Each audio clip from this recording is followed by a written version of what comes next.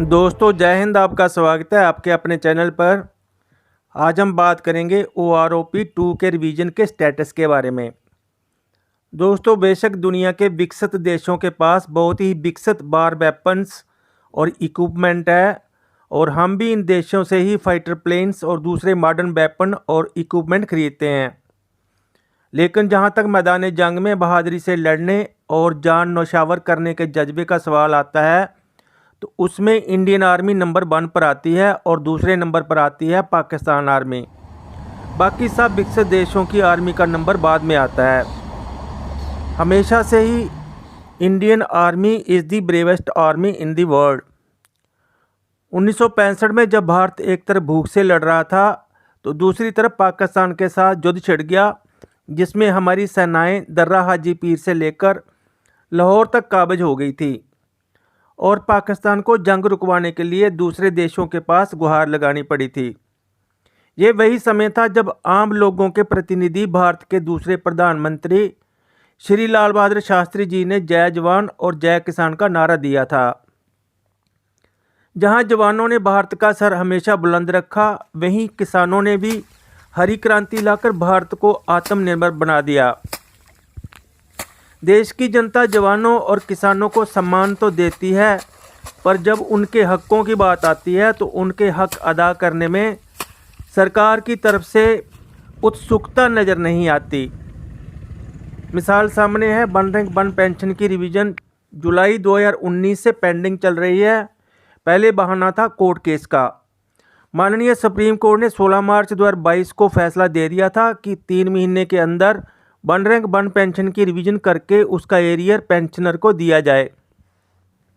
लेकिन उसके बाद एक्सटेंशन होते होते 15 दिसंबर तक का समय दिया गया।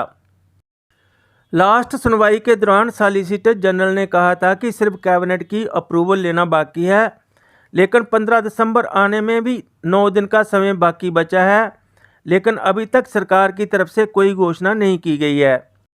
मेजर जनरल सतवीर सिंह ने अपने 22 नवंबर के ट्वीट में इसी बात का जिक्र किया था कि 15 दिसंबर 2022 तक मिली हुई एक्सटेंशन का समय समाप्त होने में 23 दिन बचे हैं, लेकिन सरकार ने ना तो एरियर की पेमेंट की है और ना ही इसके बारे में कोई आदेश जारी किए हैं।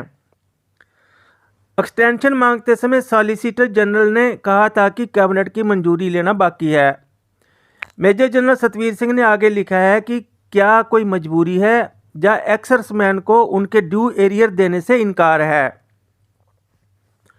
5 दिसंबर को दोबारा ट्वीट करते हुए उन्होंने लिखा है कि वन रैंक वन पेंशन पर कोई सकारात्मक परिणाम नहीं है, बकाये का भुगतान गंभीर चिंता का विषय है। 10 दिन का समय बाकी है, सरकार न्यायिक फैसले को लागू क्यों नहीं कर रही है? ये हमारे लोकतंत्र की गंभीर खामी है।